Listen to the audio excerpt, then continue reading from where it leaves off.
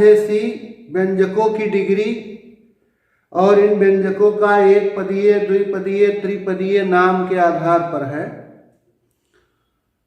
किसी व्यंजक में जो चर प्रयुक्त होता है उस चर की जो सबसे उच्चतम घात होती है वही व्यंजक की डिग्री होती है।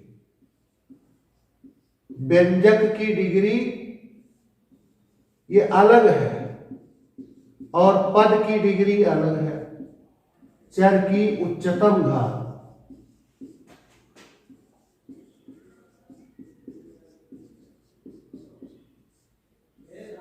और जो पद की डिग्री होती है वो सिर्फ उस पद में देखना है। पद की डिग्री में जिस पद की डिग्री देखनी है उसी पद में प्रयुक्त चर की उच्चतम घात।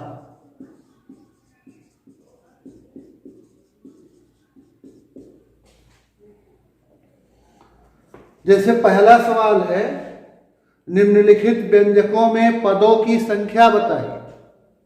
तो पदों की संख्या हम कैसे निर्धारित करते हैं? किसी व्यंजक में जिन जिन का योग होता है वही उसके पद होते हैं। कोई व्यंजक किसके किसके योग से तैयार हुआ है उसे हम उस व्यंजक के पद कहते हैं। व्यंजक के पद किसके किसके योग से तैयार हुआ है। तो जैसे ये लिखा है पहला वाला 13x, इसमें एक ही पद है ही, एक पद, क्योंकि इसमें गुणा और भाग के द्वारा पद का बंटवारा नहीं होता। 13 और x के बीच में गुणा है, ये 13x अकेले एक पद है, एक पद है। दूसरा जैसे है ये x धन y, ये x और y के योग से बना है, इसलिए इसमें दो पद है। फिर तीसरा है इसका ax घात 2 ऋण bx धन c, ये किसके किसके योग से बना है? ax घात 2, इसको ऐसे लिख सकते हैं धन, तब इसे लिख सकते हैं ऋण bx धन c। तो ये जो व्यंजक है वो ax घात 2 ऋण bx और c के योग से बना है। तो तीन पद हो गए, एक हो गया ax घात 2, दूसरा पद हो गया ऋण bx और तीसरा हो गया c। तो इसमें तीन पद है, तीन पद। इसी तरह से चौथा है इसका 3x ऋण 5z। तो ये किसके किसके योग से बना है? इसको इस तरह से आप लिख सकते हैं, धन के बाद लगा के ऋण 5z। ये धन और ऋण का गुणा होगा तो ऋण हो जाएगा, ये ऋण। इसको इस तरह से लिखते, इसको इस तरह से इसलिए लिखा गया कि जिससे स्पष्ट हो सके कि किसका किसका योग है। अभी इसके पद पूछे जाए तो ये नहीं लिखेंगे आप कि इसका एक पद है 3x, एक है 5z, नहीं, एक पद है 3x, दूसरा है ऋण 5z। ये 3x और ऋण 5z के योग से बना है। तो इसमें भी दो पद हैं, एक है 3x और दूसरा है ऋण 5z। दूसरा प्रश्न है, निम्नलिखित व्यंजकों की डिग्री और उनके पदों की डिग्री बताएं। व्यंजक की डिग्री के लिए उस व्यंजक में जो चर प्रयुक्त होती है उसकी उच्चतम घात, सभी पदों का देखते चले जाएं, जहां उच्चतम घात है वह ही लिया जाएगा। कितनी घात है अधिक से अधिक, वह ही व्यंजक की डिग्री हो जाएगी। जैसे ये है x घात 2 धन 2y धन 3, तो इसमें जो चर प्रयुक्त हुआ है x और y दोनों है, तो x की घात यहाँ 2 है, चर की घात इस पद में 2 है, इसमें चर की घात y है, चर और उसकी घात है 1, इसमें कोई चर नहीं है, न x है न y है, तो यहाँ चर की घात है 0। तो एक पद में चर की घात 0, एक पद में चर की घात 1, एक पद में चर की घात 2, इसलिए सबसे ज्यादा इसमें चर की घात है 2, तो व्यंजक की डिग्री हो गई 2। व्यंजक की डिग्री बराबर 2। और पदों की डिग्री लिखनी हो तो जैसे ये x घात 2 है, इसकी डिग्री, तो इसमें चर की 2 घात है, इसलिए इस पद की डिग्री 2 हो गई। ये जो दूसरा पद है 2y, इसमें जो चर प्रयुक्त हुआ है y, उसकी 1 घात है, इसलिए इसकी डिग्री है 1। और ये जो 3 लिखा हुआ है, इसमें चर है ही नहीं, इसलिए इसकी डिग्री हो गई 0। इसी तरह से ये दूसरा सवाल है, इसमें 3x घात 3 धन 4x घात 2y, इस पद में जो चर प्रयुक्त हुआ है वो है x, उसकी घात है 3। अगर किसी पद में 2 चर आ गए, जैसे इसमें है, एक चर है x, एक चर है y, और दोनों का गुणा हुआ है, तो इनकी घातें जोड़ लेंगे। 2 घात इसका है और 1 इसका है, तो इसमें भी चर की घात हो गई 3, 2 1 3। तो इस पद में भी चर की घात 3, इस पद में भी चर की घात 3, तो इस व्यंजक की डिग्री हो गई 3। व्यंजक की डिग्री बराबर 3। और पदों का लिखना हो तो ये जो पद है 3x घात 3 की डिग्री, ये हो गया 3। और ये जो पद है 4x घात 2y, इसकी भी डिग्री हो गई 3। अगर किसी पद में एक से अधिक चर है, 2 चर है, 3 चर है, और इन चरों का गुणा हुआ है, तो उन सभी चरों की घात जोड़ लेते हैं, जितना आता है वो डिग्री कही जाती है। तीसरा लिखा है 5x घात 4 7xy घात 2 धन 2x धन 3, इसमें 4 पद है। यह है व्यंजक 5x घात 4 7xy घात 2 2x और 3 के योग से बना है, तो इसमें 4 पद है। और सब में अगर हम लोग चर की घात देखें तो इस पद में x है चर, उसकी घात है 4। इस पद में 2 चर हैं जिनका गुणा हुआ है x और y, x की घात है 1 और y की घात है 2, तो पूरे पद में चर की घात हो जाएगी 3, और इसमें चर की घात हो जाएगी 1, इसमें चर की घात है 0। 4 घात चर की 3 घात, चर की 1 घात, चर की, तो सबसे ज्यादा यही है 4। इसलिए व्यंजक की डिग्री लिखते समय जितने पद हैं सब में जो उच्चतम होता है उसी का लिखते, ये हो गया 4। पदों की डिग्री लिखते समय सिर्फ उन्हीं के चर की देखते हैं। जैसे ये पद है 5x घात 4, इसकी डिग्री हो गई 4। इसमें जो चर प्रयुक्त हुआ है वो है x, जिस पर 4 घात। ये 7xy घात 2,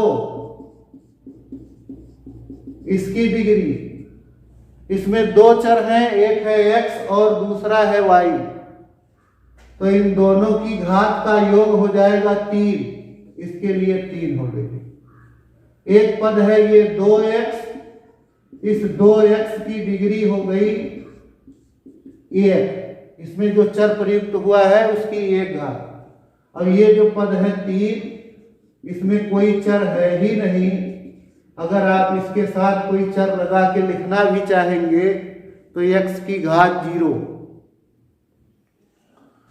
तो y की घात 0, चाहे जो लिखे, चाहे दोनों लिख दो, x घात 0 गुणे y घात 0। ऐसा इसलिए लिख सकते हैं क्योंकि किसी के घात 0 का मान 1 होता है, तो इसमें चर नहीं है तो कहते हैं कि इसकी डिग्री हो गई 0। इसी तरह से चौथा भाग है इसका, y घात 2 धन 5, दो ही पद हैं, इसमें चर की डिग्री 0, इसमें चर की अधिकतम घात 2, तो इसमें सबसे ज्यादा यही 2 हो गया। एक पद में चर की 0 घात, एक पद में चर की 2 घात, तो 2 अधिक है, इसलिए व्यंजक की डिग्री हो गई 2।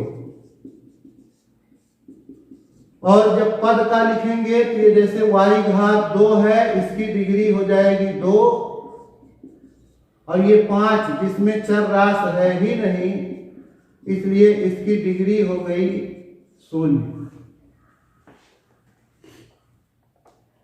प्रश्न नंबर 3, निम्नांकित में सत्य कथन बताइए। जो सत्य है उसे बताना है।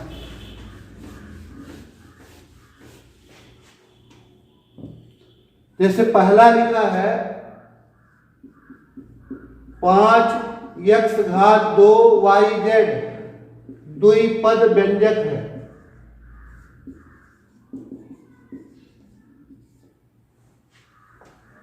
तो इसमें केवल एक ही पद ही है, 5x घात 2 के बीच गुणा, फिर यहाँ गुणा, फिर यहाँ गुणा। गुणा और भाग के चिन्ह से पद का बंटवारा नहीं होता, इसलिए ये पूरा का पूरा एक ही पद है। इसमें ये एक पदीय व्यंजक, और लिखा है इन्होंने कि द्विपद व्यंजक है, तो ये कथन असत्य है, असत्य। दूसरा है x घात 2 ऋण 8x धन 10, इसको भी लिखा है कि द्विपद व्यंजक है। अब इसको अगर आप देखें इस व्यंजक को, तो ये 3 के योग से बना है। एक उसमें से है x घात 2, एक है ऋण 8x और एक है 10, तो यह 3 के योग से बना है, इसलिए ये त्रिपदीय व्यंजक है। और इसमें लिखा गया है कि ये द्विपद व्यंजक है, तो यह भी असत्य है, त्रिपदीय व्यंजक। तीसरा है 2x घात 2 धन 7xy द्विपद व्यंजक है। सब में लिखा है द्विपद व्यंजक है, यही केवल व्यंजक को चेंज कर दिया है चारों भाग में। तो अब इसमें देखिए 2 पद है ही, यह व्यंजक 2x घात 2 और 7xy के योग से बना है, तो इसमें 2 ही पद हैं, इसलिए ये द्विपद व्यंजक है, यही सत्य है। वैसे इसमें केवल कौन वाला सत्य है वही छांट के लिखना था, हम लोग सब बताते चल रहे हैं। ax घात 2 धन bx ऋण c, इसको भी लिखा है कि द्विपद व्यंजक है, यह भी असत्य है, क्योंकि इसमें 3 पद हैं, त्रिपदीय व्यंजक है, ये त्रिपद व्यंजक है।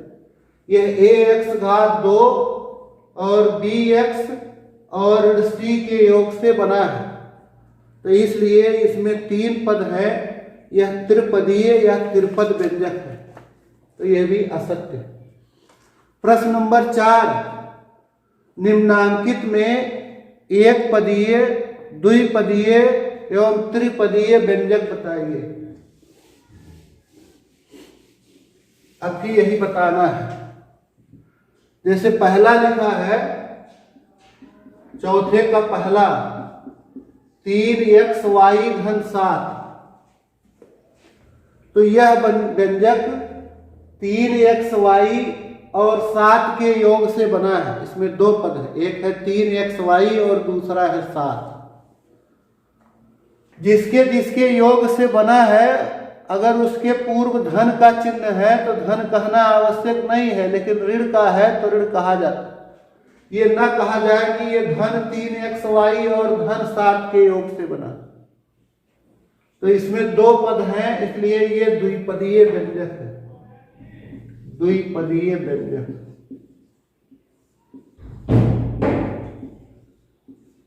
दूसरा 15x3, इसमें केवल एक पद है, एक पदीय व्यंजक। तीसरा 2x2 धन 7x-3, तो इसमें तीन पद हैं। यह जो है 2x2 7x और ऋण 3 के योग से बना, तो ये त्रिपदीय व्यंजक, त्रिपदीय व्यंजक। चौथा 3x2 ऋण 10xy, तो यह है 3x2 और ऋण 10xy के योग से बना है। इसमें दो पद हैं, इसलिए ये द्विपदीय व्यंजक है या द्विपद व्यंजक है, चाहे जो। पांचवा एक भाग और है इसमें, px2 धन qx ऋण r, ये त्रिपदीय है, त्रिपदीय व्यंजक।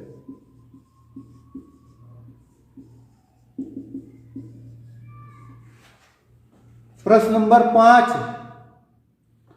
x2y ऋण 7xy धन 10 पदों की संख्या की दृष्टि से कैसा व्यंजक है? पद के हिसाब से बताना है, पद की संख्या। एक पद होता है तो एक पदीय, द्विपद होते हैं तो द्विपदीय, तीन पद होते हैं। ये लिखा है x2y ऋण 7xy धन 10, तो यह व्यंजक x2y और ऋण 7xy और 10 के योग से बना है। इसमें तीन पद है, इसलिए इसका नाम त्रिपदीय व्यंजक। पदों की संख्या की दृष्टि से, पदों की संख्या की दृष्टि से यह त्रिपदीय व्यंजक है।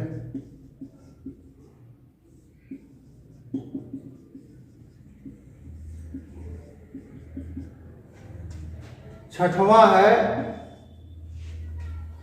नसरीन के पास 3x आम हैं, उसने 2y आम अपनी बहन एबीना को दे दिया। ज्ञात कीजिए नसरीन के पास कितने आम शेष रहे।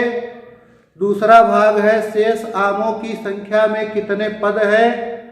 तीसरा है पदों की संख्या की दृष्टि से इसे किस प्रकार का व्यंजक कहेंगे। जैसे कहा जाए कि नसरीन के पास 10 आम हैं, उसने 4 आम अपनी बहन को दे दिया, तो कितना बचा? 10 ऋण 4 बराबर 6। 10 ऋण 4 लेकिन करना पड़े। किसी के पास 15 आम हो, 9 आम दे दे वो, तो कितना बचेगा? 15 ऋण 9 करना पड़ेगा, आ जाएगा 6। तो वैसे यहाँ है, नसरीन के पास 3x आम है, 2y आम उसने अपनी बहन को दे दिया, तो कितना बचा? इसके लिए 3x ऋण 2y करना पड़ेगा। जैसे 10 ऋण 4 किए, 15 ऋण 9 किए, वैसे 3x ऋण 2y ये करना पड़ेगा। तो पहला भाग हो गया नसरीन के पास शेष आम, ये बराबर हो गया 3x ऋण 2y। दूसरा पूछा है इसमें शेष आमों की संख्या, यही जो है शेष आम की संख्या, इसमें कितने पद है? तो 2 पद है, इसमें 2 पद है। शेष आमों की संख्या में 2 पद है। और तीसरा भाग है पदों की संख्या की दृष्टि से इसे किस प्रकार का व्यंजक कहेंगे। तो इसमें जब 2 पद है तो इसे द्विपदीय व्यंजक कहेंगे, द्विपदीय व्यंजक। इस प्रकार ये अभ्यास खत्म हो गया। अब हम लोग बीजीय व्यंजकों को कैसे जोड़ते हैं, दो या दो से अधिक व्यंजकों को एक में से दूसरे को घटाना हो तो कैसे घटाते हैं, यह अगले वीडियो में देखेंगे। यदि अभी तक आपने मेरा चैनल सब्सक्राइब नहीं किया है तो सब्सक्राइब कर लें और क्रम से कक्षा 6, 7, 8 के वीडियो